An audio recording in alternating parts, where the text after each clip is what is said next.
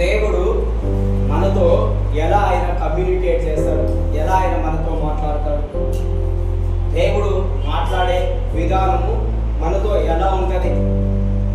ఎవరైనా అబ్జర్వ్ చేసారా?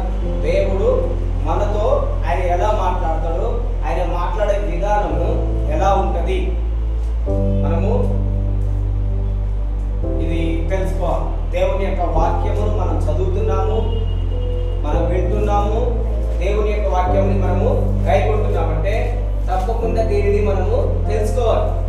ఒక వ్యక్తి నేను మీతో మాట్లాడాలంటే కంపల్సరీ నేను మీలాంటి వాడనై ఉండాలి. నేను మీలాంటి వాడను కాకుండా వేరొక వ్యక్తిని అయితే, లేదంటే వేరే లాంటి వాడనైతే, అంటే మనమందరం మనుషులము, కేవలము మనుషులు మాత్రమే మరి ఒక మనిషితో మాత్రమే మాట్లాడగలుగుతాం.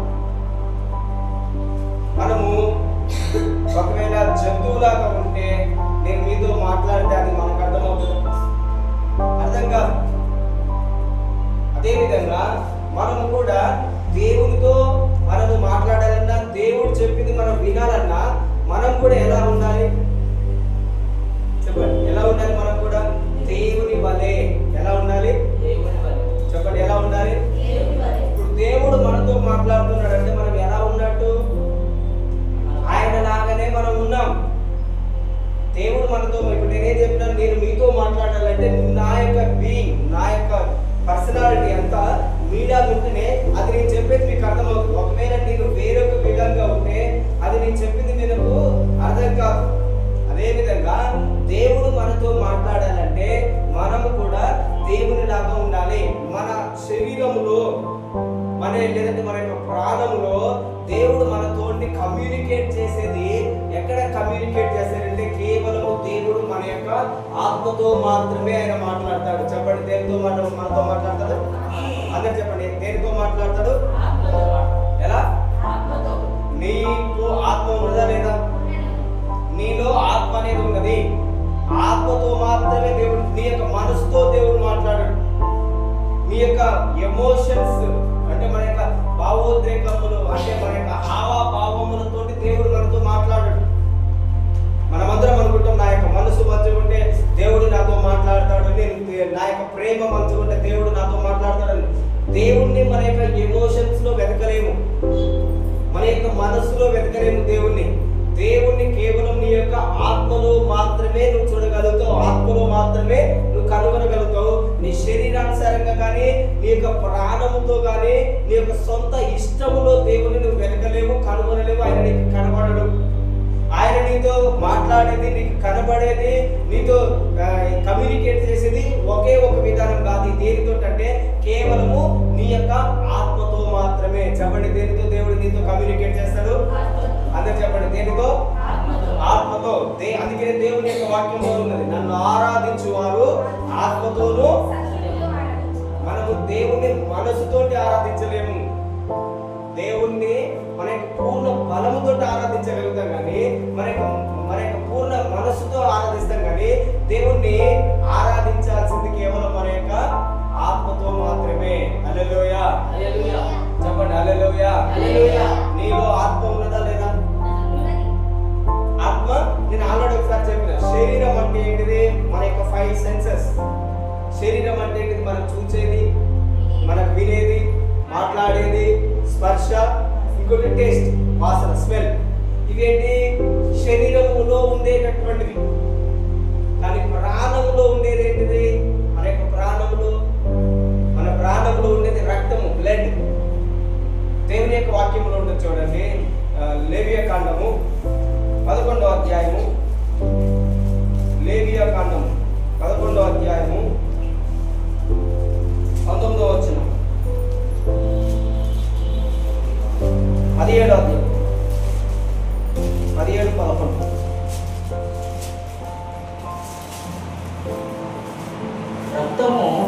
రక్తము దేహమునకు ప్రాణం. అండర్లైన్ చేసుకోండి.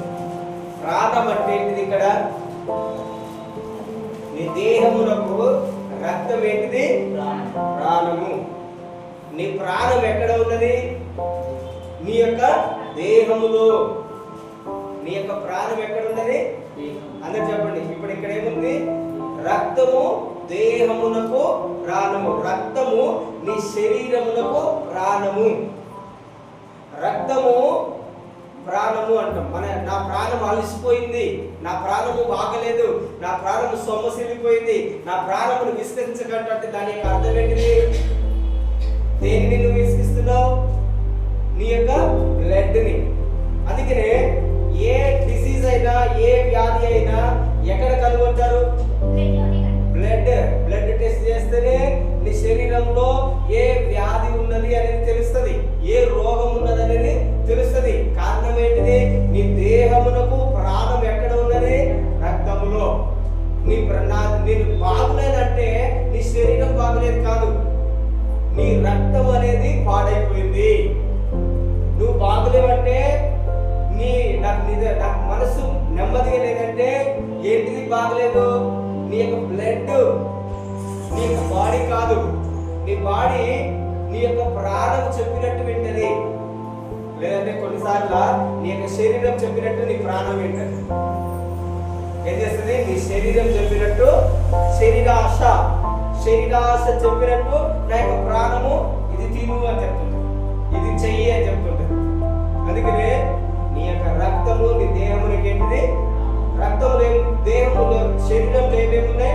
5 సెన్సెస్, 5 జ్ఞానేంద్రియం. అర్థమవుతుందా? శరీరంలో ఉండేవి అవి. అదేవిధంగా ప్రాణంలో ఏముంటుంది? ప్రాణంలో మనసు. నీ మనసు బాగలేదంటే ఏంటిదన్నా? నీ రక్తము. ప్రాణము అంటే రక్తము. రక్తంలో ఏమున్నది? నీ యొక్క మనసు. రెండవది ఏంటిది? భావోద్రేకములు. భావోద్రేకములు అంటే ప్రేమించడము, ద్వేషించడము, అసహించుకోవడము, నవ్వటము, ఆనందపడటము, దుఃఖపడటము, ఇంకా ఇవన్నీ రకరకములైన నీ యొక్క హావభావాలు, భావోద్రేకములు, ఎమోషన్స్. ఇవన్నీ ఎక్కడ ఉన్నాయి? రక్తంలో. చెప్పండి, ఎక్కడ ఉన్నాయి? రక్తంలో. ఒకరిని తిరుగుతున్నావు అంటే నీ రక్తము. అందుకనే దేవుడు హేబేలు యొక్క రక్త విషయంలో ఏం చేసిండు? తీర్పు తీర్చిండు. అదేవిధంగా ప్రాణంలో, రక్తంలో ఏమేమి ఉన్నాయని చెప్పినా? ఒకటి మనస్సు, మర్చిపోవద్దు. ఒకటి ఏంటిది? రెండవది ఏంటిది? భావోద్రేకం. మూడవది ఏంటిదంటే స్వచిత్తము, మన ఇష్టము. నా ఇష్టం ఉంటే దేవుని ఆరాధిస్తాను, నాకు ఇష్టం లేకుంటే నాకు ఇష్టం ఉంటే దేవుని, నాకు ఇష్టం లేకపోతే బలవంతంగా నీ శరీరాన్ని గుర్తుకొస్తాం, కానీ నీ మనస్సుని మాత్రం నేను తీసుకొచ్చి ఇక్కడ పెట్టలేను. నీ మనసు నీ స్వాధీనంలో ఉంటుంది. ఎవరి స్వాధీనంలో ఉంటుంది చెప్పండి? అందరు చెప్పండి, ఎవరి స్వాధీనంలో ఉంటుంది? నేను ఇక్కడ ఉన్నా కానీ నా మనసు అంతా అటుపోతుందంటే దాని యొక్క అర్థం ఏంటిది? నా శరీరమును మాత్రమే లాక్కుని ఇక్కడ తీసుకొచ్చిన, కానీ నా మనసు ఇక్కడ లేదు. నా మనసు అంతా ఇటో ఎక్కడనో. అది దేవుడికి ఇష్టమైనటువంటి కార్యం అనేది కాదు. దేవుడు అందుకని దేవుడు ఏం చెప్తున్నాడు? బలవంతం చేతనైన ఏది కాదు, కానీ ఇష్టపూర్వకంగా నువ్వు ఏదైనా చేయాలి. నువ్వు ప్రార్థన చేసినా, వాక్యం చదివినా, ఇక్కడ కూర్చున్నా ఏ విధంగా కూర్చోవాలి మనం చెప్పండి? ఇష్టపూర్వకంగా. ఇష్టం లేకుండా ఏ పని చేసినా అది బలవంతమైనటువంటిది. అది ఒక వ్యక్తిని మనం ఏం చేస్తున్నట్టు? ఇబ్బంది పెడుతున్నట్టు, అప్రెస్ చేస్తున్నట్టు, ఒత్తిడికి గురైతున్నట్టు. అప్పుడు ఏం బాధపడుతుంది? నీ యొక్క మనస్సు అనేది ఒత్తిడికి గురైతుంది. ఇష్టము అనేది ప్రతి వ్యక్తికి దేవుడు ఇష్టం ఇచ్చిండు. అందుకనే ఆదాముకు ఇష్టము ఇచ్చిండు. దేవుడు ఆదాముని ఏం చేసిండు? ఏదేని తోటలోకి తీసుకొచ్చిండు. ఏదేని తోటలోకి తీసుకొచ్చి దేవుడు ఏం చెప్పిండంటే, ఇదిగో ఇక్కడ నీ ఎదుట జీవ వృక్ష ఫలం ఉన్నది, అదేవిధంగా మంచి చెడ్డలనిచ్చే వృక్షం ఉన్నది. నేను ఒకవేళ దేవుడు మనల్ని కంట్రోల్ చేస్తే అది మెషిన్ అవుతుంది. దేవుడు మనల్ని ఒక మెషిన్, ఒక యంత్రం లాగా తయారు చేయలేదు. మన ఇష్ట ప్రకారమైన నీకు ఇష్టం ఉంటుంది. కొంతమందికి కొన్ని రంగు అంటే ఇష్టం, కొంతమందికి కొన్ని రంగు అంటే ఇష్టం, కొంతమందికి కొంత వ్యక్తులు అంటే ఇష్టం ఉంటుంది, కొంతమంది వ్యక్తులు అంటే ఇష్టం ఉండదు. అదేంటిది? మన యొక్క విల్. దాన్ని మనం కాదనడానికి ఎవరు? అందుకనే దేవుడు కూడా మనిషిని అందరూ అంటారు, ఆదాముని దేవుడు ఏదైనా తోటలో తీసుకొచ్చినప్పుడు మరి దేవుడు తెలియదా ఈ పండు తినొద్దని? దేవుడు తెలియదంట. దేవుడు ఆదాముని ఒక మెషిన్ లాగా చేయలేదు. ఇది ఒక మెషిన్. ఆ మెషిన్ ఏం చెప్పింది? నేను చెప్పి అక్కడనే పెట్టినా చూడండి, అది అక్కడే ఉంటుంది. ఇప్పుడు నేను తీస్తే దాని ముందర బంగారం ఉన్నది పట్టుకోదు, వెండి ఉన్నది పట్టుకోదు, లేదా ఒక పెద్ద గొప్ప వ్యక్తి ఉన్నా కానీ దానికి ఏముండదు, అంతా తెలియదు. అదేంటి? మెషిన్. ఇది ఒక మెషిన్, ఇది ఒక మెటల్. ఇది ఏంటిది? మనము దీన్ని చేసినాము, ఇది ఇంతే. కానీ దేవుడు ఒకవేళ దీనికి ఇష్టం అనేది ఉంటే నేను ఇక్కడ ఉండను, నేను కూడా మీలాగా కూర్చుంటాను. నాకు ఇక్కడ ఉండడం ఇష్టం లేదంట. అదేవిధంగా దీనికి కూడా అదే విధంగా ఇష్టం అనేది ఉంటే ఇది ఒక ఏంటిది? మెషిన్ లాంటిది. కానీ దేవుడు వ్యక్తిని మెషిన్ లాగా చేయలేదు. మెషిన్ అంటే ఏంటిది? మనం చెప్పినట్టు వింటది. కానీ దేవుడు మనిషిని మెషిన్ లాగా చేయలేదు. కనుక దేవుడు మనిషికి జ్ఞానమునిచ్చిండు, అర్థం చేసుకునే తెలివినిచ్చిండు. ఇది నువ్వు చెయ్యొద్దు, ఇది నువ్వు చెయ్యాలి అని చెప్తే దేవుడు ఏం చెప్తుండు? నీకు ఇష్టమైనది నువ్వు చూస్ చేసుకుని చెప్పినా నీకు. ఇప్పుడు అక్క అందరం చెప్తాం, అందరం చెప్తాం ఏంటిది? ఇది చెయ్యాలి, ఇది చేయకూడదు అంటే అందరు చేస్తారా దాన్ని? అందరూ ఇది చేయదంటే చేయకుండా ఉంటారా? ఉండరు. ఎవరి ఇష్టమో వాళ్ళకు ఉంటారు. అదే విధంగా దేవుడు ఆదామును సృష్టించినప్పుడు చెప్పి ఇది తిన్న దినమున నువ్వు చచ్చిపోతావు అని, చచ్చిపోవడానికి కూడా ఇష్టపడ్డాడు. అందుకనే ఒక వ్యక్తి వలన మరణం వచ్చింది. ఆ మరణం అంతా ఇప్పుడు మనందరి దాకా వచ్చింది. ఆ మరణమే ఇప్పటిదాకా అందరి మీదకి వచ్చిందని. కానీ అదే వ్యక్తి ఏం చేసిండు? అదే వ్యక్తి ద్వారా, ఒక వ్యక్తి ద్వారా మరణం వచ్చింది, మరొక వ్యక్తి ద్వారా జీవం వచ్చింది. హల్లెలూయా. ఆదామేమో మరణముని చూస్ చేసుకుంటూ, యేసుక్రీస్తేమో జీవ వృక్షముని, జీవమును మనకి ఇవ్వడానికి ఆయన ఎన్నుకున్నాడు. హల్లెలూయా. ఆదాము ఏం చేసిండు? తినొద్దన్న దాన్ని తిన్నాడు. దేవుడు ఇష్టాన్ని, ఎవరి ఇష్టాన్ని ఆయన ఫోర్స్ చేయడు. దేవుడు ఏం చేయడు? చెప్పండి. దేవుడు ఏం చేయడు? నీకు ఇష్టమైన దానిలో ఉండడానికే ఆయన నీకు మనసునిచ్చింది. కానీ నీకు ఇష్టం లేని దాన్ని వాళ్ళ ఒత్తిడి నీ మీదకి చేయడు. అందుకనే ఎవరు ఏది చేసిన దేవుడు ప్రతి ఒక్కరికి ఆయన విల్ అనేది ఇచ్చాడు. అదేవిధంగా దేవుడు మాట్లాడే విధానం ఎక్కడ అంటే నీ యొక్క మనసుతో మాట్లాడడు, నీ యొక్క ఎమోషన్స్తో మాట్లాడడు, నీ యొక్క ఇష్టంతో దేవుడు మాట్లాడడు. నీతో దేవుడు మాట్లాడేది ఒక్కటే ఒకటి, ఏంటిదంటే నీ యొక్క ఆత్మ. చెప్పండి, నీ యొక్క ఆత్మ అంటే ఏంటిది? మరి ఆత్మ. ఇప్పుడు మనిషిలో నేను 5 చెప్పినాను. మనిషిలో 5 జ్ఞానేంద్రియములు శరీరంలో ఉంటాయి. అదేవిధంగా ప్రాణంలో 3 విషయంలో ఉన్నాయని చెప్పినాను. అదేవిధంగా ఆత్మ. ఆత్మ అంటే మనం ఏమనుకుంటాం అందరం? ఎవరికైనా మనస్సాక్షి, ఇంకా మనస్సాక్షి, కాన్షియస్నెస్. మనస్సాక్షి. ఆత్మ అంటే ఏంటిది? మనిషికి దేవుడు ఇచ్చిన ఆత్మ అంటే ఏంటిది? మనస్సాక్షి. ఈ మనస్సాక్షి అనేది నువ్వు తప్పు చేసినా గర్తిస్తుంటుంది నీలో, నువ్వు తప్పు చేస్తున్నావు అని. అంటే మనస్సాక్షి అనేది ఇండిపెండెంట్, అది దేని మీద కూడా డిపెండ్ కాదు. మనస్సాక్షి అనేది నువ్వు తప్పు చేసినా అది తప్పే అంటది, నేను తప్పు చేసినా తప్పే అంటది. అదేంటిది? మనస్సాక్షి. అదేంటి? దేవుడు ఇచ్చిన ఆత్మది. ఆత్మ, మనస్సాక్షి. ఇంకొకటి ఏంటిదంటే అంతర్దృష్టి. చెప్పండి, అంతర్దృష్టి. అంతర్దృష్టి ఉంటుంది కదా, ఎవరైనా ఒకరికి దగ్గరికి వెళ్తుంటే ఇట్లా కళ్ళు మూసుకోగానే ఏదో ఒకటి చెప్పడానికి ప్రయత్నం చేస్తారు. దాన్ని ఏమంటారు? అంతర్దృష్టి. Intuition, consciousness. ఇంకోటి అంతర్దృష్టి. ఇంకొకటి ఏంటిది? నేను ఆరాధన చేసేది. దేవుణ్ణి మనం ఎలా ఆరాధన చేస్తామన్నా? ఆత్మతో. ఆత్మతో. నీలో దేవుణ్ణి ఆరాధించేది ఏంటిదంటే నీ యొక్క శరీరం కాదు, నీ యొక్క మనస్సు కాదు, నీ యొక్క ఆత్మ. హల్లెలూయా. చూడండి, ఆత్మ అంటే ఏంటిది? కాన్షియస్నెస్.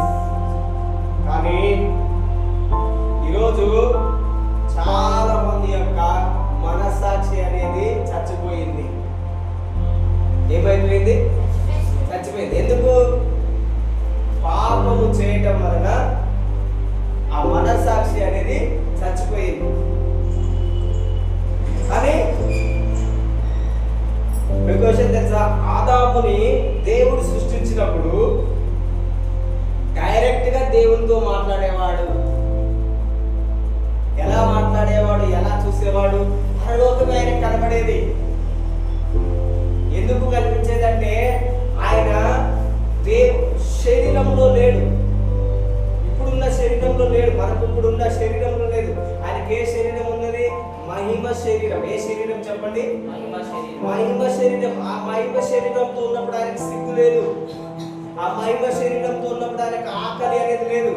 ఆ మహిమ శరీరంతో ఉన్నప్పుడు దప్పిక అనేది లేదు. అందుకనే దేవుడు చూడండి, పరలోకంలో ఆకలి కానీ దప్పిక కానీ ఉండదు. ఆకలి దప్పిక అనేది కేవలము శరీరానికి మాత్రమే ఉంటది. దేనికి ఉంటది చెప్పండి? ఆకలి దప్పిక నిద్ర శరీరానికి మాత్రమే.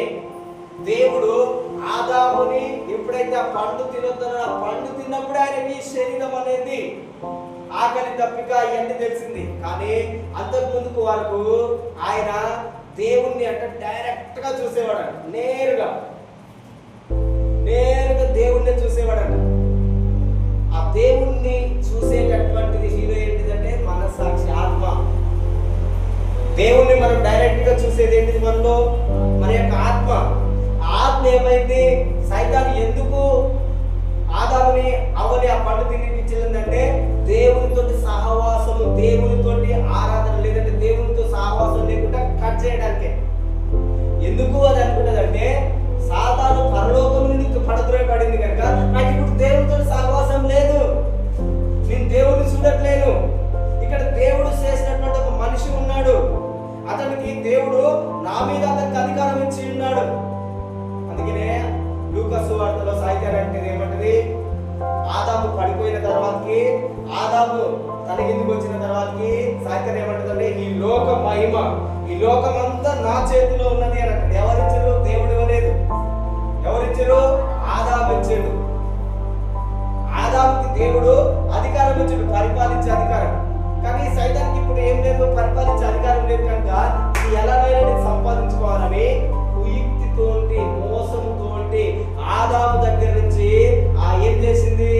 సాతాను అధికారముని సంపాదించుకుంది. హల్లెలూయా, హల్లెలూయా, హల్లెలూయా, హల్లెలూయా.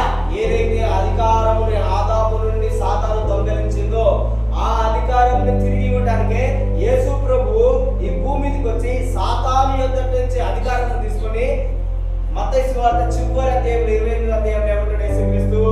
ఈ పరలోకమందును భూమి యందును సర్వాధికారము నాకు ఇవ్వబడి ఉన్నది. హల్లెలూయా, హల్లెలూయా. మొట్టమొదట సాతాను యేసు ప్రభు దగ్గరికి వచ్చి అంటది, నువ్వు నాకు సాగిలపడితే ఈ లోక మహిమంతా నీకే ఇస్తానన్నాడు.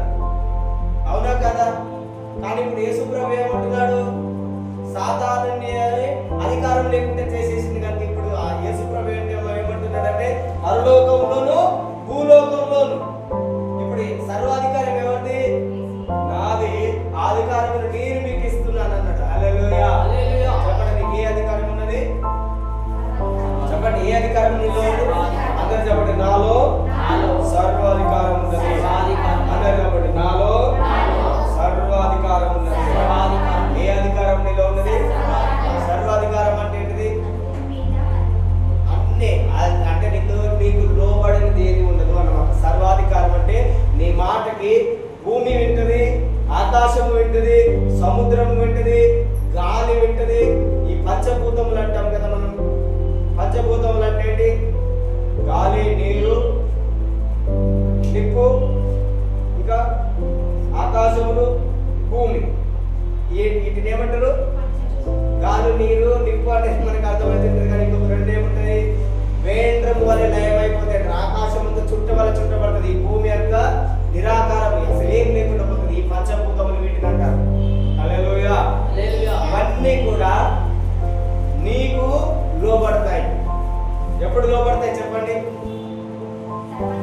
సర్వాధికారం నీకు నాలో ఉన్నది అని నువ్వు తెలుసుకున్నప్పుడు, నాలో దేవుని యొక్క అధికారం నాలో ఉన్నదని నీకు తెలిసినప్పుడే ఇవన్నీ నీకు లోబడతాయి. భూమి మీద ఉన్న సమస్తములు నీకు లోబడుతుంది. హల్లెలూయా, హల్లెలూయా. గట్టి చెప్పండి, హల్లెలూయా, హల్లెలూయా, హల్లెలూయా, హల్లెలూయా. అందుకనే ప్రకటన గ్రంథంలో 1వ అధ్యాయములో దేవుని చూడాలంటే మాత్రమే చూడగలుగుతాడు కనుక చూడండి 1వ అధ్యాయం 10వ వచనం చదవండి. ప్రభు దినమందు ఆత్మ వశుడనై. అందరు అండర్లైన్ చేసుకోండి. ప్రభు దినం అంటే ఏంటిది? సండే. ప్రభు దినం అంటే ఏంటిది? చెప్పండి. ప్రభు దినం అంటే ఏంటిది? అంతకు ముందుకు ప్రభుని లేదంటే యెహోవాను ఆరాధించేది విశ్రాంతి దినం.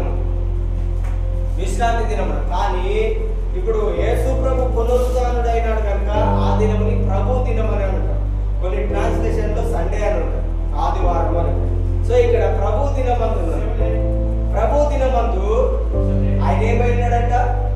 అందరు చెప్పండి, ఏమైనాడు? ఆత్మవశుడై. ఆత్మవశుడై ఉండగా చూడండి, పూరత్వం వంటి గొప్ప స్వరము నీవు చూచుచున్నది పుస్తకంలో రాసి ఎఫెసు, స్ముర్న, పెర్గే, తుయతైరా, సార్డిస్, ఫిలదెల్ఫియా, లవోదికయను 7 సంఘములకు పంపమని చెబుట నా వెనుక ఉంటుంది. దేవుని యొక్క స్వరమును వినాలంటే నేనేం చెప్పినా శరీరానుసారంగా ఉంటే మనకు దేవుని యొక్క స్వరమును మనం గుర్తించం, కమ్యూనికేట్ చేయలేము. దేవుని యొక్క స్వరం ఏంటిదో, మనిషి స్వరం ఏంటిదో, లేదంటే దయ్యం యొక్క స్వరం ఏంటిదో నీకు అర్థం కాదు. ఏం కాదు చెప్పండి? అర్థం కాదు. ఎలా నీకు అర్థమవుతుంది? ఇది దేవుని స్వరము, ఇది దయ్యం యొక్క స్వరము, ఇది మనిషి యొక్క స్వరం అని ఆత్మలో ఉన్నప్పుడే. ఎలా ఉన్నప్పుడు చెప్పండి? అందుకనే ఎల్లప్పుడు ఆల్వేస్ ఆత్మలో ఉండటమే మంచిది. కొద్ది సమయం ఆత్మలో ఉంటా, మరి కొద్ది సమయం శరీరానుసారంగా ఉంటా, మరి కొద్ది సమయము నా ఇష్టానుసారంగా ఉంటా అంటే అది విలువలేనటువంటి. అందుకనే ఎల్లప్పుడూ ఆత్మలో ఉండండి. ఎలా ఉండాలి చెప్పండి? అందుకని పౌలు ఏమంటాడంటే ఎల్లప్పుడూ ఆత్మలో ప్రార్థన చేయండి. ఎఫెసీయులకు రాసిన పత్రిక 6వ అధ్యాయము 18వ వచనం చదవండి. నేను చెప్పేదాన్ని కొంచెం అర్థం చేసుకోవడానికి ప్రయత్నం చేయండి. ఎఫెసీయులకు రాసిన పత్రిక 6వ అధ్యాయము 18వ వచనం. అండర్లైన్. ఆత్మ వలన ప్రతి సమయమందును ప్రతి విధమైన ప్రార్థన విజ్ఞాపన చేయు. చాలు చూడండి ఏమంటున్నాడు. ఫస్ట్ ఏంటిది? ఆత్మయందు. ఎలా చెప్పండి? ఎలా చెప్పండి? మనసుతో అని చెప్తున్నాడా? శరీరంతో అని చెప్తున్నా? ఏమంటున్నాడు? ఆత్మయందు ప్రతి సమయం అంటున్నాడు. ఎల్లప్పుడూ నువ్వు ఆత్మలో ప్రార్థన విజ్ఞాపన. నువ్వెప్పుడు ప్రార్థన చేసినా ఎలా చేయాలంటున్నాడు? ఆత్మలో. ఎందుకంటే నువ్వు దేవుణ్ణి ఆరాధించేది కేవలం ఆత్మలోనే, నీ శరీరంతో కాదు.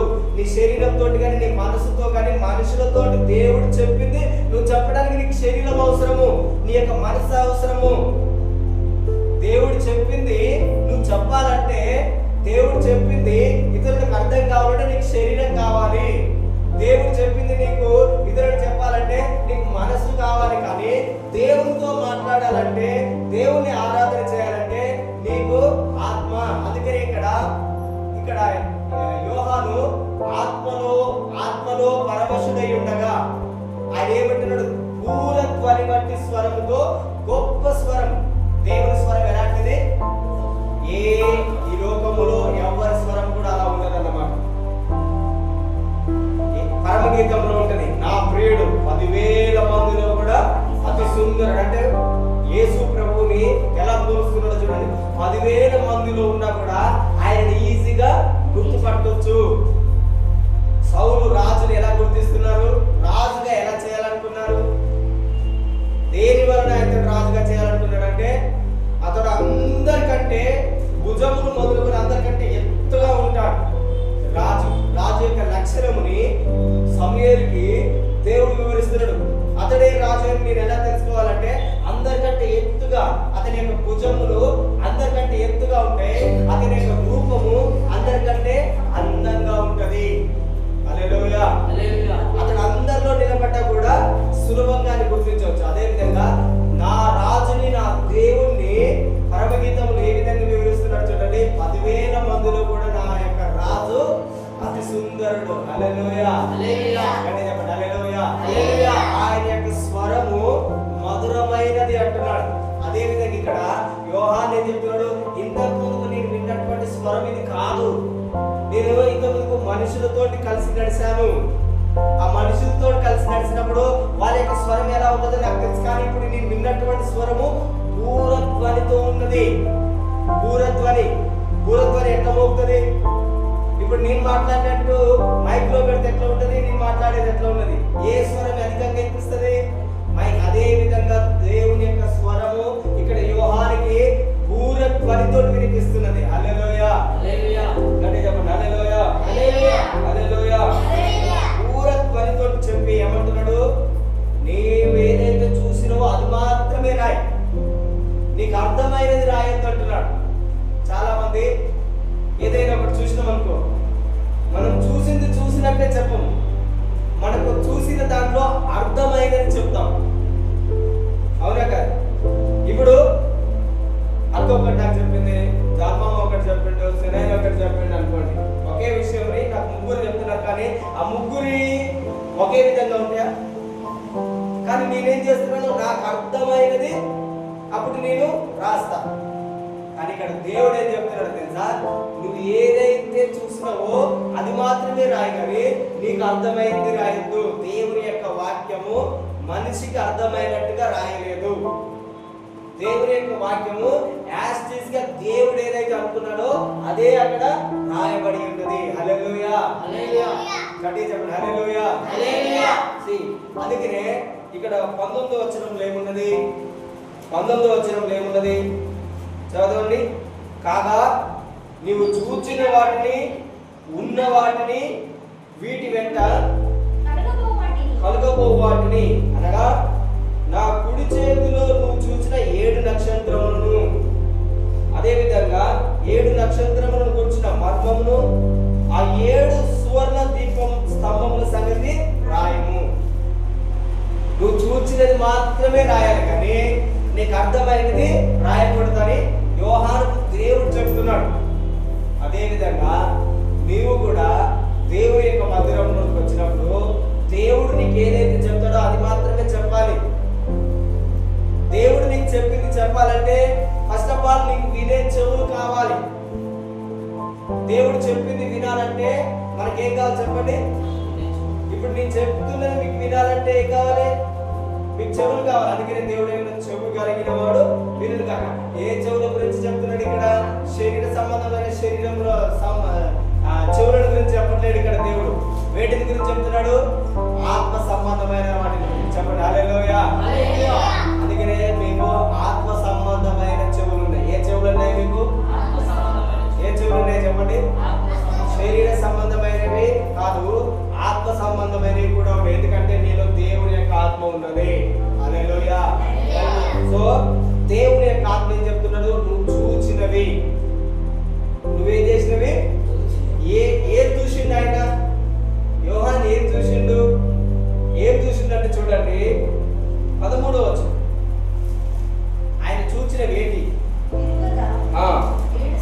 7 సువర్ణ దీప స్తంభములను, ఆ దీప స్తంభముల మధ్యను మనుష్య కుమారుని పోలిన.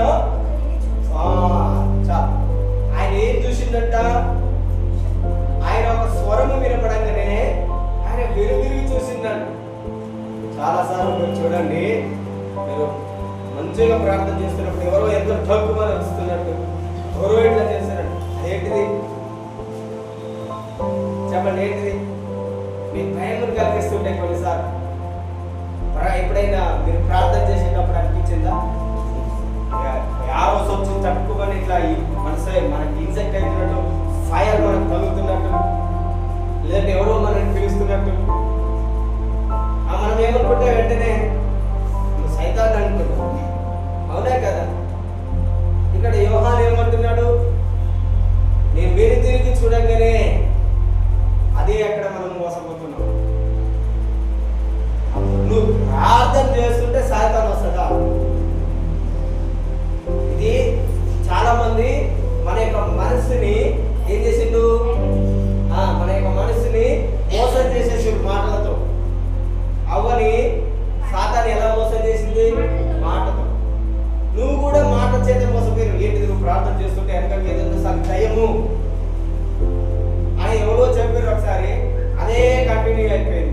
ఇప్పటికి మనం ఏం చేస్తున్నాం? దాన్ని నమ్ముతున్నాం. చిన్నప్పుడు అన్నం తినకుంటే ఏడుస్తుంటే ఏం చెప్పారు? దయ్యం వస్తుంది, భూతం వస్తుంది, బయటకు పంపిస్తే చీకట్లో అక్కడ దయ్యాలు ఉంటాయి. నిజంగా అక్కడ దయ్యాలు ఉంటాయా? కానీ మనకి మెమరీలో అన్కాన్షియస్ మెమరీలో ఏమైపోయినాయి? స్టోర్. ఆ భయం అనేది మనలో ఏమైపోయింది? స్టోర్ అయ్యింది. అదే విధంగా ఇక్కడ కూడా మనం మోకరించి ప్రార్థన చేసేటప్పుడు ఇదే విధంగా మనం చెప్పిన విన్నాయి. ఆ సైతాన్ వెనకగా వస్తుంది, ముందు అంటే వెనకంగానే వస్తుంది, ముందర కదా అది సైతాన్. అదేమన్నా ఎప్పుడు వెనకంగా వచ్చేదా? అలా అంటే మనకి ఏమైంది? అర్థమైంది. కానీ ఈ రోజు నుంచి అది నువ్వు ప్రార్థన చేస్తున్నప్పుడు దేవుడే నీ దగ్గరకు వస్తున్నాడు అన్నమాట. మీరు ఎన్నిసార్లు దేవుణ్ణి మిస్ అయ్యారు? ఎన్నిసార్లు మీ లైఫ్లో దేవుణ్ణి మిస్ అయ్యారో? దేవుని యొక్క స్వరమును ఆయన మాట్లాడడానికి మీ దగ్గరకు వస్తున్నాడు. కానీ మనం వెంటనే ఏమవుతున్నాం? భయపడిపోయి అక్కడితోటే మిస్ అయిపోతున్నాం. అక్కడితో ఏమైపోతున్నాం? అందుకనే దేవుడు ఏమన్నాడు? ఆత్మలో ఉంటేనే నువ్వు దేవుని ఏంటిది.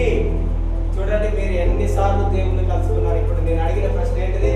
వెనకాల నుంచి మీకు ఎవరైనా వస్తున్నారా? ఏదైనా వస్తున్నదా అంటే అందరు చెప్తున్నారు. అంటే ఎన్నిసార్లు మీరు దేవుణ్ణి మిస్ అయినారు? ఎన్నిసార్లు మీరు దేవుణ్ణి మిస్ అయినారు? దేవుణ్ణి అడగండి, దేవా నన్ను క్షమించండి, నన్ను ఏం చేయండి, నన్ను క్షమించండి. నువ్వు మాట్లాడటానికి వస్తే నేను నిన్ను రిజెక్ట్ చేశాను, నేను భయపడ్డాను. కానీ ఇది మొదలుకొని మీరు భయపడొద్దు. ఏం చేయాలి? నాతో మాట్లాడండి ప్రభువా, అది దేవుడు అని గుర్తించండి. దేవుడు వస్తుంటే మినిమం మనలో వణుకు అనేది, భయం అనేది కలుగుతుంటది. ఆ భయం ఏంటిదంటే దేవుడు కలగజేసేటటువంటి భయం, కానీ సాతాను భయం కాదు అది. కానీ మన యొక్క మనసు అది ఏమైంది? అలా మన యొక్క మైండ్ అనేది పొల్యూట్ అయింది. కానీ నిజంగా అది మాత్రము కాదు, అది కాదు. ఇక్కడ యోహాను చెప్తుండు, నేను వేరెందుకు చూడక ఏం చూసిందంట ఆయన? ఏం చూసినాడు? 7 సువర్ణ దీపస్తంభములు, ఆ దీపస్తంభముల మధ్య మనుష్య కుమారుని పోలిన యొక్కని చూచితిని. ఆయన యోహాను ఎవరిని చూసినా అని చెప్తున్నాడు? యేసుక్రీస్తు పునరుత్థానుడైన తర్వాతకి ఆయన ఎవరిని చూసినా అని చెప్తున్నాడు? మనుష్య కుమారుని. మనుష్య కుమారుడు అంటే ఎవరు? యేసుక్రీస్తు. చాలా సార్లు మత్తయి సువార్త, మార్కు సువార్త, లూకా సువార్త, యోహాను సువార్తలో చూడండి మనుష్య కుమారుడు అని చాలా స్పష్టంగా మార్కు సువార్తలో ఉంటుంది. మనుష్య కుమారుడు, సన్ ఆఫ్ మనుష్య కుమారుడు అని దేవుని యొక్క వాక్యంలో ఉంటుంది, మీరు చదవండి. సో ఇక్కడ ఏం చెప్తున్నాడు ఆయన? నేను మనుష్య కుమారుడు అంటే ఆయన తిరిగి పునరుత్థానుడైన తర్వాతకి వాళ్ళకి కనిపించిన విధంగా ఎలానైతే ఉన్నాడో, లేదంటే ఆయన తిరిగి పునరుద్ధారుడైన తర్వాత ఆయన ఒలీవల కొండ నుండి పరలోకంలోనికి ఎత్తబడేటప్పుడు, లేదంటే మత్తయిన మరేది యేసు ప్రభు కనిపించినప్పుడు ఏమన్నాడు? నువ్వు నన్ను ముట్టుకోవద్దు, ఎందుకంటే నేను నీ యొక్క తండ్రి, మన యొక్క తండ్రికి నేను దగ్గరికి నేను ఎక్కిపోలేదు. అలాంటి వ్యక్తిని ఇప్పుడు యోహాను చూసి ఉన్నాడు. లేదంటే యేసుక్రీస్తు రూపాంతరం చెందే కొండ మీద ఏ విధంగా అయితే దగదగ ఆయన వస్త్రములు మెరుస్తున్నాయి, ఆయన ముఖ కాంతి ఎంత మెరుస్తున్నదో అలాంటి వ్యక్తిని ఇప్పుడు ఆయన చూసి ఉన్నాడు. కనుక ఇక్కడ ఆయన చెప్తున్నాడు ఏంటిది? మనుష్య కుమారుని నేను ఏం చేసినాడు? దేవుణ్ణి. చెప్పండి, ఏం చేసిండు? నీవు కూడా దేవుణ్ణి చూస్తావు. చెప్పండి, ఏం చేస్తావు నువ్వు?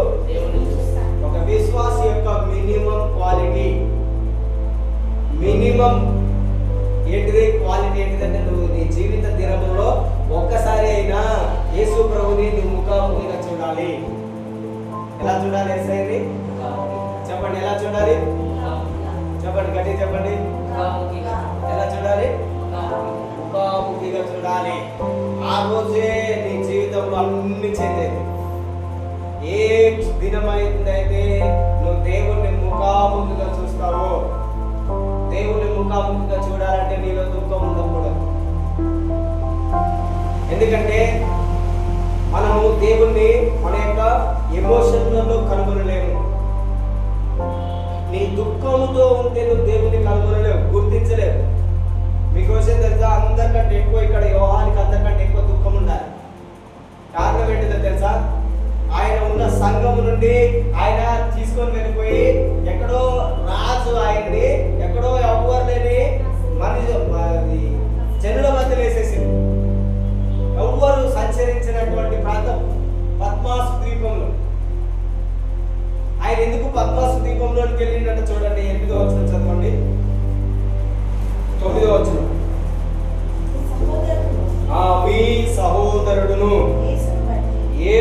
బట్టి కలుగు శ్రమలోను రాజ్యములోను సహనములోను పాలివాడునైన యోహానును నేను దేవుని వాక్యము నిమిత్తమును యేసును కూర్చిన సాక్ష్యము నిమిత్తమును పద్మాసు ద్వీపమున.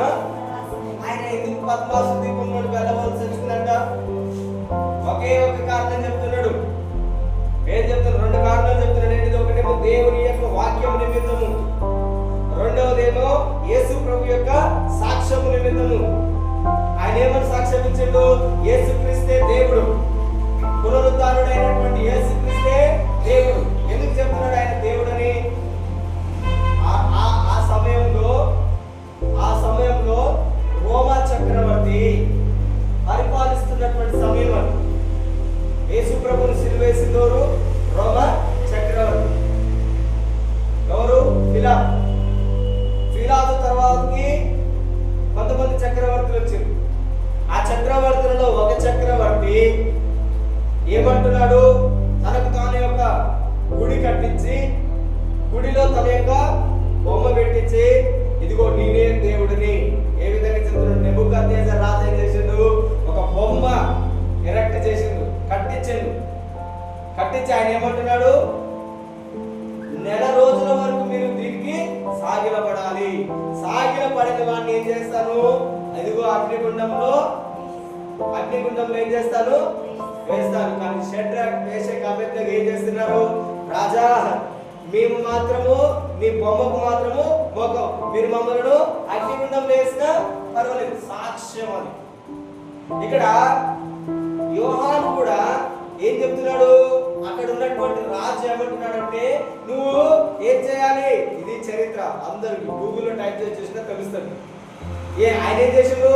నీవు దీనికి మొక్కాలి, మొక్కకపోతే నిన్ను తీసుకెళ్ళి కొంతమందిని ఏం చేసిందంటే, ఆ రోజుల్లో యేసు ప్రభు అంటే దేవుడు అని యేసు ప్రభుని మొక్కనందుకు కొంతమందిని సిలువేసిరు, కొంతమందిని కాగడాలలో పెట్టి కాల్చేసిరు, కొంతమందినేమో వేరే ఎవ్వరిని జనులు నివసించినటువంటి ప్రదేశంలో తీసుకెళ్లి పడేసారు. ఆ యోహాను ఏం చేశారు? వేడి నూనెలో వేసిరు, కాల్చి చంపాలని. కానీ వేడి నూనెలో వేసినప్పుడు ఆయన ఏం కాలేదు, చనిపోలేదు. ఆయన బయటకు తీసి వృద్ధుడు, ముసలాయన, అలాంటి వ్యక్తిని తీసుకెళ్లి, ఇతడు ఇక్కడ ఉంటే ఇంకా అందరినీ మారుస్తాడు, దేవుని యొక్క వాక్యం ఇదే విధంగా చెప్తుంటాడు, యేసుక్రీస్తే గొప్ప దేవుడు అని చెప్తుంటాడు, నేను కాదు దేవుడిని, నా యొక్క మహిమ తగ్గిపోతుంది, ఇక్కడ ఇది ఉండొద్దు, అద్భుతములు జరుగుతాయని చెప్పేసి ఏం చేసినో, ఎవరు నివసించినటువంటి ప్రాంతం, ఆ ప్రాంతం ఏంటిది? పద్మాసు ద్వీపం. అది మనుషులు నివసించేటటువంటి ప్రాంతానికి అతడు తీసుకెళ్ళి వేసినటువంటి ప్రాంతానికి 70 కిలోమీటర్ల దూరంలో ఉంటుంది. పద్మాసు ద్వీపం అనేది 70 కిలోమీటర్ల దూరంలో ఉంటుంది. ఆ 70 కిలోమీటర్ల దూరంలో ఆయన తీసుకెళ్లి పడేసి, ఆ సమయంలో నుండి ఆయన తినడానికి ఆహారం లేదు, నీళ్లు లేవు, దేవుని కొరకు శ్రమ పడుతున్నాడు. హల్లెలూయా చెప్పండి, హల్లెలూయా, మళ్ళీ చెప్పండి, హల్లెలూయా. ఇక్కడ ఏమంటున్నాడు? శ్రమలలో పాలివాడని. మనం కూడా దేవుని యొక్క శ్రమలలో పాలివాళ్ళం కావాలి. ఎవరికి ఏ విధంగా శ్రమ వస్తుందో తెలియదు. యోహానికేమో ఎవరు లేనటువంటి ఊర్లో వేసేసాడు. నీకు ఇంకొక రకమైన శ్రమ రావచ్చు, అందరికి ఒకే రకమైన శ్రమలు రావాలని ఏం లేదు. యేసుని నమ్ముకున్నాను, ఎవరు నమ్మినందుకు?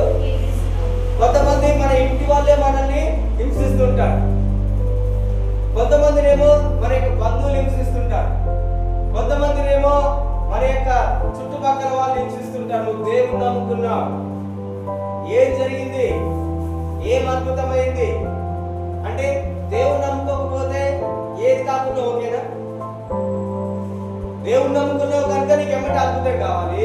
ఒకవేళ దేవుని నమ్ముకోలేదు, నీకేం కాలేదు, అప్పుడు ఎవరు నిన్ను ప్రశ్నించాలి. అంటే వాళ్ళకి ఏం కావాలి? నీవు కూడా ఏమి లేకుండా అట్టే ఉంటే వాళ్ళకి ఇష్టం. వాళ్ళేదో నీ మీద ఇష్టంతో చెప్తున్నటువంటి మాట కాదు, నీ మీద అసూయ, ద్వేషము, మోసపూరితంగా చెప్తున్నటువంటి మాటలే. ప్రేమతో చెప్పాడు. అవ్వ సాతాను అమ్మ దగ్గరికి ఎందుకు వచ్చింది? ప్రేమతో వచ్చిందా? తన యొక్క హృదయం ఏం పెట్టుకున్నది? మోసం. కానీ బయటకి ఏ విధంగా ఉన్నది? మాటలు ఏ విధంగా ఉన్నాయి? తేనెగా. అదే విధంగా చాలా మంది ఇదే విధంగా మన దగ్గరకు వస్తుంటారు. ఒకవేళ నువ్వు దేవుని యొక్క ఆత్మ లేకపోతే ఆ మాటలు నమ్మేస్తాం. దేవుని యొక్క ఆత్మ లేకుంటే ఏం చేస్తాము? అవును, దేవుడు నాకేం చేయలేదు. మనం దేవుని కొరకు ఏ శ్రమ పడుతున్నావు? ఈయన ఆహారం లేకుండానైనా, ఒంటరిగానైనా, ఎవ్వరు లేరు. ఆదివార దినమునైనా మిస్ కావట్లేదు. చూడండి, ఎవ్వరు లేరు. కానీ ఇక్కడ ఏ ప్రభు దినమందని ఉన్నది. ఆయన ఎవ్వరు లేని దగ్గర వెళ్ళాడు. పద్మాసు ద్వీపంలో ఉన్నాడు. ఆ దినంలో ప్రభు దినమందు ఆత్మలో వశుడైనాడు. కొన్నిసార్లు ఒంటరిగా ఉండాల్సి వస్తుంది. దేనికి కారణం తెలుసా? ఎవరు నీ దగ్గరికి రావట్లేరు, ఎవరు నీ దగ్గరికి రావట్లేరు, ఎవరు నీతో మాట్లాడతారు. ఆ సమయంలో నువ్వు ఒంటరిగా ఉన్నావంటే దాని యొక్క అర్థం ఏంటిది? నువ్వు దేవునితో సహవాసం చేయాలని అర్థం. చెప్పండి, ఎవరితో సహవాసం చేయడానికి? చెప్పండి, దేనితోటి? ఎవరు లేకుంటే ఒక్కరినే ఉంటున్నామంటే దానికి అర్థం దేవుడే నీకు ఆ యొక్క పరిస్థితిని కల్పిస్తున్నాడు. ఈ ప్రకటన గ్రంథం ఈ రోజు మనం చదువుతున్నామంటే యోహాను ఒంటరిగా ఆ యొక్క పద్మాసు ద్వీపంలో ఉండడం వల్లనే, ఆయన శ్రమ పడడం వల్లనే ఈ రోజు మనం ఈ ప్రకటన గ్రంథముని చదవగలుగుతున్నాం. అదేవిధంగా పౌలు చెరసాలలో ఉండి చాలా పత్రికలు రాశారు. మనం ఈ రోజు పత్రికలు చదువుతున్నామంటే ఫిలిప్పీ పత్రిక, కొలస్సీ పత్రిక, ఇవన్నీ ఆయన చెరసాలలో ఉండి రాసినటువంటి పత్రికలు. చెరసాలలో ఉండి ఎఫెసీయులకు రాసిన పత్రిక, ఇవన్నీ చెరసాలలో ఉన్నట్టు రాసిన పత్రికలు. ఆయన చెరసాలలో ఉన్నాడంటే దాని యొక్క అర్థం ఏంటిది? ఆయన ఒకవేళ చెరసాలలో లేకుంటే, మనుషుల మధ్యలో ఉంటే ఆయన ఖాళీగా ఉన్నాడు. ఆయన ఏం చేస్తాడు? ఎవరికో ఒకరి దగ్గరికి వెళ్ళి సువార్త ప్రకటిస్తూనే ఉంటాడు. కానీ ఈ వాక్యము చెప్పాలంటే, ఈ వాక్యం ఈ రోజు నువ్వు నేను చదువుకుంటున్నావు. ఈ వాక్యం నువ్వు నేను చదువుకుంటున్నామంటే ఆ రోజు పౌలు ఎక్కడ ఉన్నాడు? చెరసాల. చెప్పండి, ఎక్కడ ఉన్నాడు? అయ్యో, నేను ఎందుకు ప్రభువా, నేను నమ్ముకున్నాను, నాకెందుకు ఈ చెరసాల? నేను నీ సువార్త చేస్తున్నాను, నన్ను రక్షించవా ప్రభువా, నన్ను విడిపి. అలా ప్రార్థన చేస్తలేడు ఆయన. అలా ఆయన ప్రార్థన చేస్తలేడుగా. మరి మనం ఎలా ప్రార్థన చేస్తాం? నేను నమ్ముకున్నాను, నాకెందుకు చేయట్లేవు. ఇదేంటిది తెలుసా? ప్రైడ్, గర్వం. నాకెందుకు చేయవు?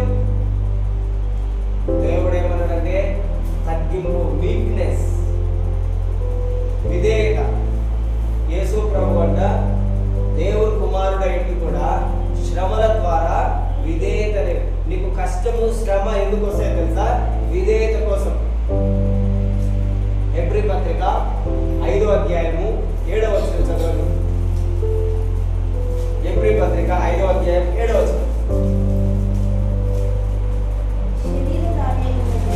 ఆ శరీరధారి అయి ఉన్న దినములలో మహారోదనముతోను కన్నీళ్లతోను తన్ను మరణం నుండి రక్షింపగల వారికి ప్రార్థనలను, యాచనలను సమర్పించి భయభక్తులు కలిగి ఉన్నందున ఆయన అంగీకరింపబడెను.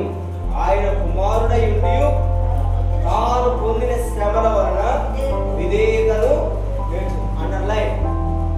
శ్రమ విధేయత నేర్చుకోవటానికి అనుంది. ఏమనున్నది? తాను పొందిన శ్రమల వలన. అందరు చదవండి, తాను పొందిన. అందరు చెప్పండి, తాను పొందిన శ్రమల వలన. నా వెనకాల చెప్పండి, తాను పొందిన శ్రమల వలన. మళ్ళీ చెప్పండి, యేసు ఆయన పొందిన శ్రమల వలన విధేయతను నేర్చుకొనెను. ఎలా విధేయత వస్తుంది? విధేయత ఎట్లా వస్తుంది? మరి శ్రమ ఎందుకు? ఎవరైనా శ్రమ వస్తుందంటే దేని కొరకు అనుకోవాలి? నాలో ఏదో ఎక్కడో అవిధేయత ఉన్నది అంటే దేవునికి అసహ్యమైనది, దేవునికి విరోధమైనది నాలో ఎక్కడో ఉన్నది. అది తొలగిపోవాలంటే నాకు శ్రమ రావాలి. కీర్తన 119వ అధ్యాయంలో చూడండి. కీర్తన 119.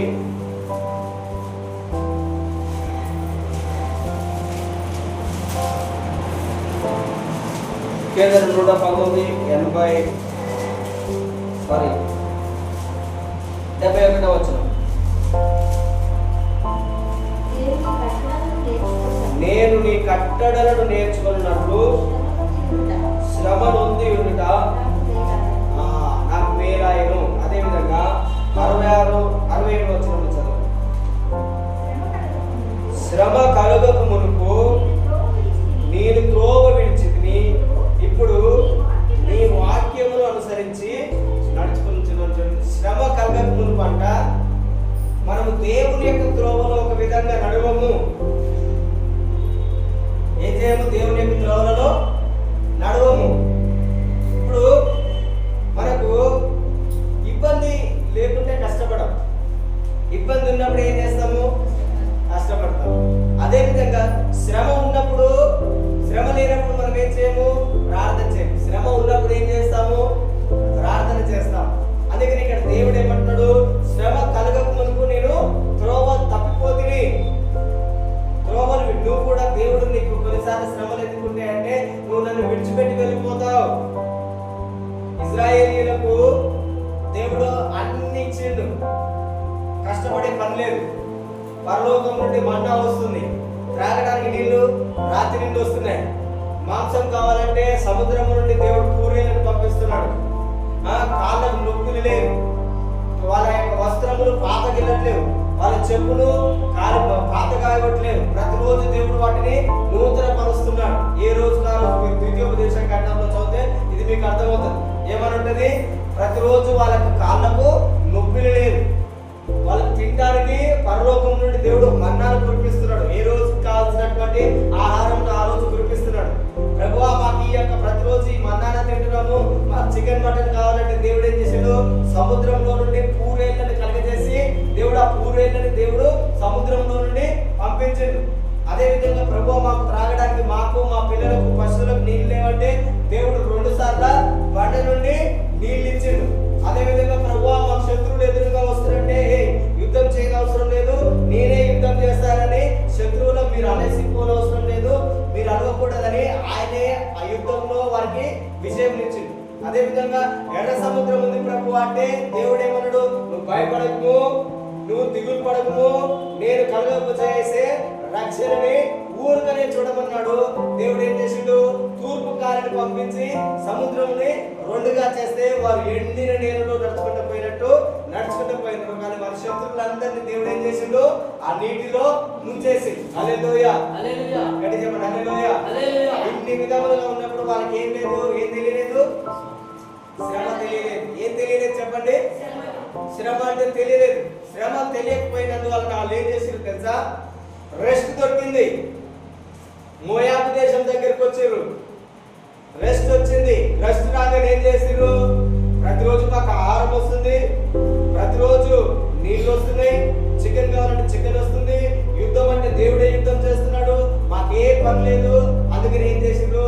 శరీర కోరికలు మొదలైన వాళ్ళలో ఆ శరీర కోరిక మొదలై దేవుడు వద్దన్న ప్రజలతో వెళ్ళి విగ్రహాల దగ్గర, అదేవిధంగా వేరే అన్య స్త్రీలతో వ్యభిచారం చేయడం మొదలు పెట్టారు.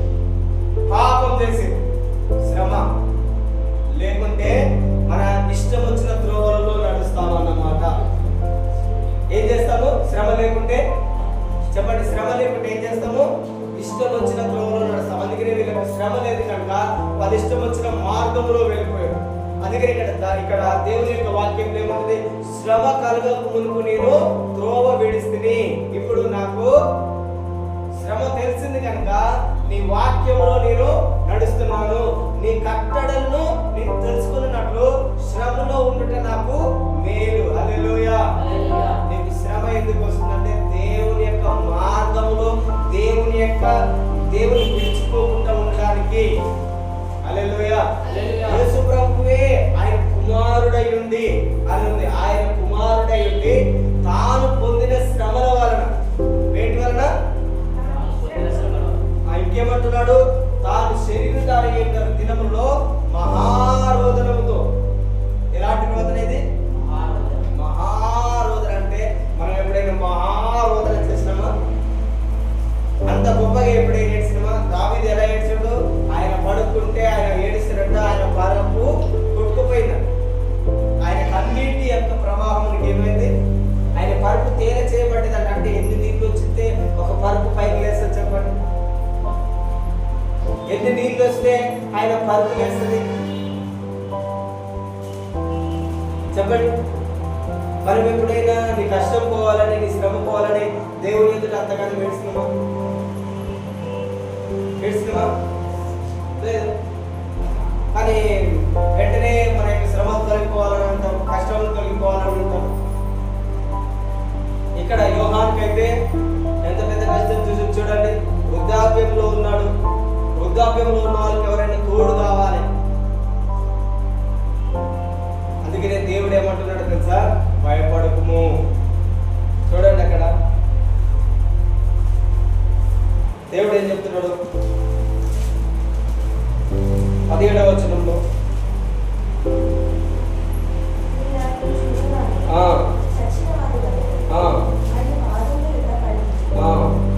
ఆయన తన కుడి చేతిని నా మీద ఉంచి నాతో ఇట్లా నేను భయపడకుము.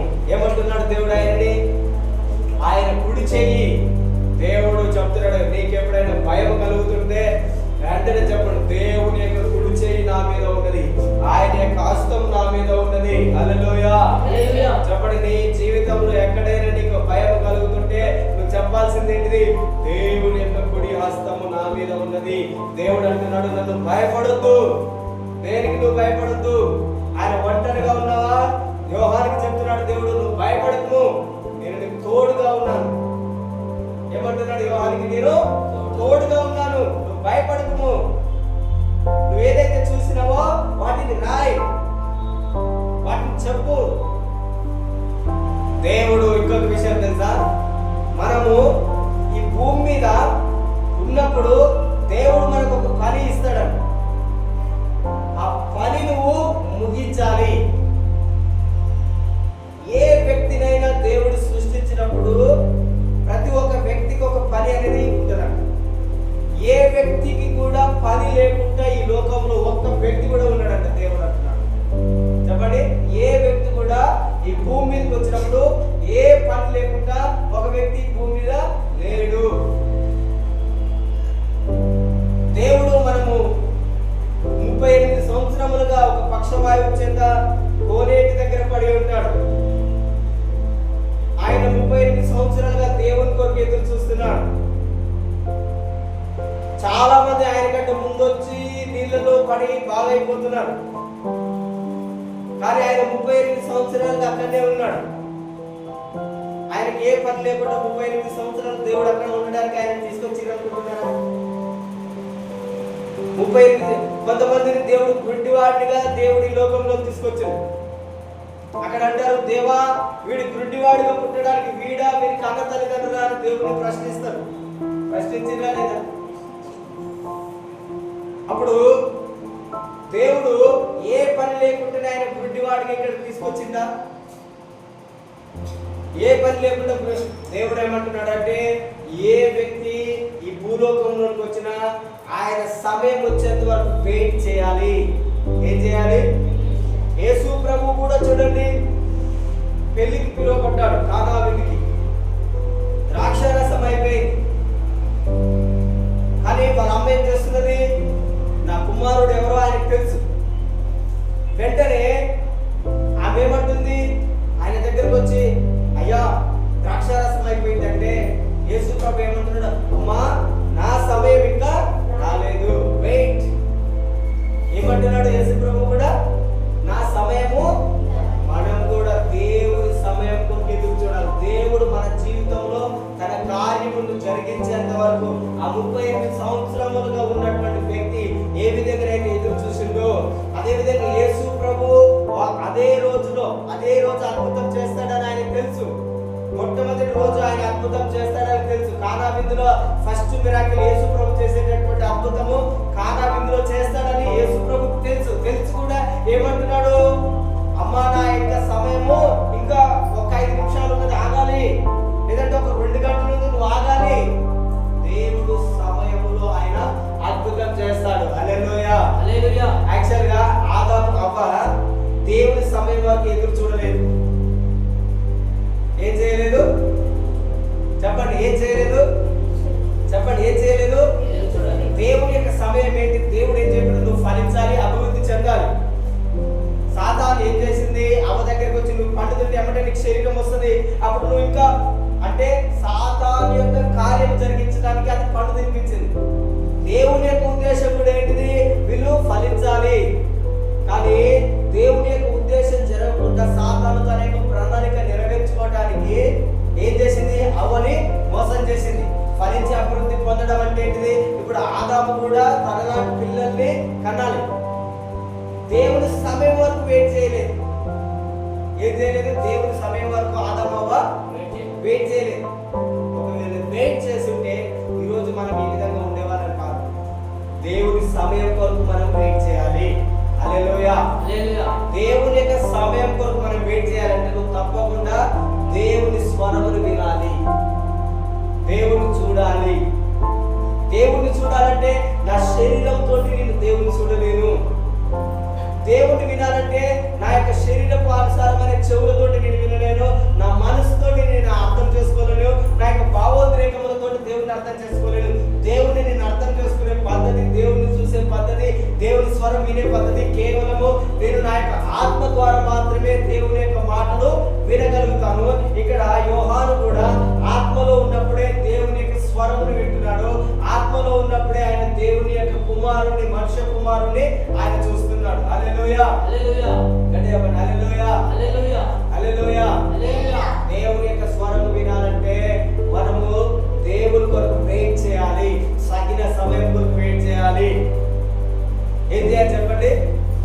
సో నీకు భూమి మీద వితౌట్ ఏ వర్క్, ఏ పని లేకుంటే నువ్వు ఈ భూమి మీద లేవు.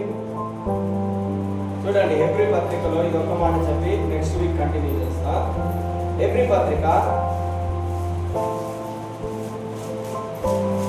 ఇది గుర్తు పెట్టుకోండి. హెబ్రీలకు రాసిన పత్రిక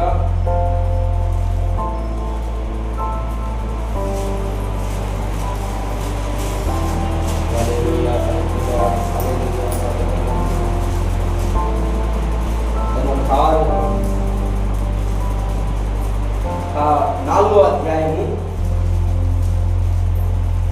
10వ వచనం. ఎందుకనగా దేవుడు తన కార్యములను ముగించి విశ్రమించిన ప్రకారము ఆయన యొక్క విశ్రాంతిలో ప్రవేశించిన వాడు కూడా తన కార్యములను ముగించి విశ్రమించును. చూడండి, విశ్రమించడం అంటే ఏంటిది? రెస్ట్. Rest in peace. ఎవరినంటారు?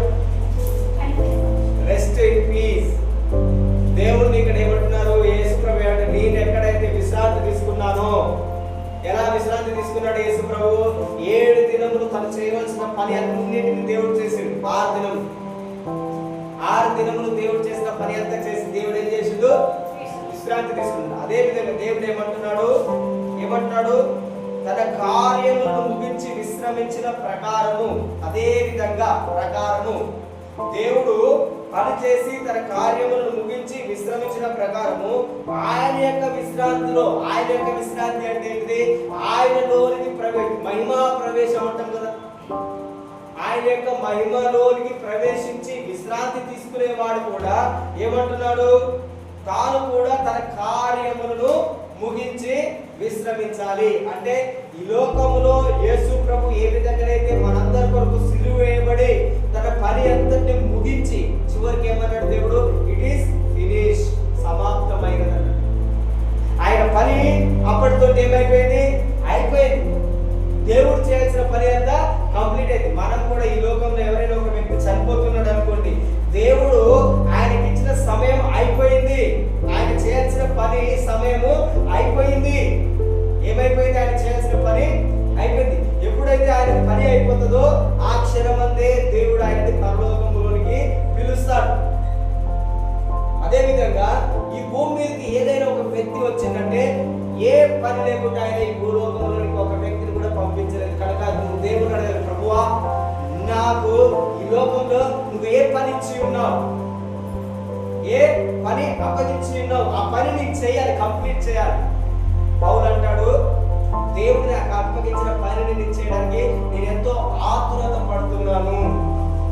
అపోస్తల కార్యములలో ఏమంటది? నేను దేవుడు నాకు ఇచ్చిన పనిని నేను చేయడానికి నా ప్రాణము ఆతుర పడుతున్నది. అదే విధంగా నీవు కూడా దేవుడు నీకు ఇచ్చిన పని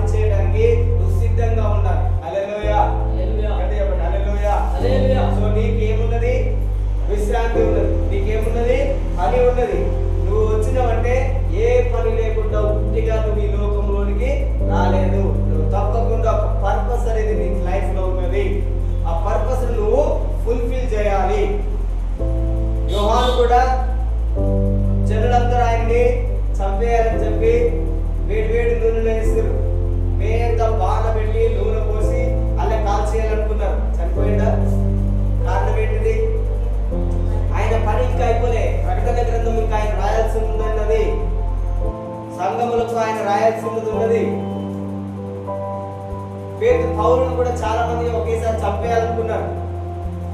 చెరసాలలో ఉన్నాడు ఆయన. కారణం ఏంటిది? ఆయన పని ఇంకా కంప్లీట్ కాలే. ఆయన పని ఏంటిది? ఈ పత్రికలు ఇంకా రాయాలి. ఆ పత్రికలు రాయడానికి దేవుడు ఆయనకు శ్రమ కలిగజేసి ఆ శ్రమల ద్వారా జైల్లో ఉంటున్నారు. జైల్లో ఉన్నప్పుడు ఆయన ఖాళీగా లేడు. దేవుడితోటి సహవాసం చేస్తున్నాడు. ఆత్మలో ఆయన చెప్పిన వాటిని పత్రికలుగా రాసింది. ఈ లోకంలో ప్రతిరోజు మనం పని చేస్తాం. ఏ రోజు నీకు పని లేకుండా ఖాళీగా ఉన్నావంటే దానికి అర్థం ఏంటిది? నువ్వు దేవుడితో పని చేయాలని, దేవుడితో సమయం గడపాలని. ఆ రోజు మనం కానీ దేవుడు నాకు పని ఇవ్వలేదని మనము బాధపడుతుంటాం, దుఃఖపడుతుంటాం, ఏడుస్తుంటాం. కానీ ఆ రోజు దేవుడు స్తుతించడానికి దేవుడు కొన్నిసార్లు నీకు ఏ పని కాలనియడు, ఏ పని కూడా రానియడు. దేవుడు చాలా దూరంగా ఉన్నావు, చాలా రోజుల నుంచి దేవుడితో నీకు సహవాసం లేదు. ఆయన చెప్పడానికి ఏం చేస్తున్నాడు? నీకే ఆయన ఒక ఖాళీ సమయం ఏర్పాటు చేస్తుంది. ఆ సమయంలో మనం దేవుని కొరకు వెచ్చించాలి. హల్లెలూయా. చెప్పండి హల్లెలూయా. దేవుడు ఈ వాక్యం దీవించింది కాక వీలైతే నెక్స్ట్ వీక్ ఈ ప్రకటన గ్రంథంలో కొన్ని ప్రత్యేకంగా ఇంకా కొన్ని విషయంలో నేను మీకు చెప్తాను. దేవుడి వాక్యం దీవించి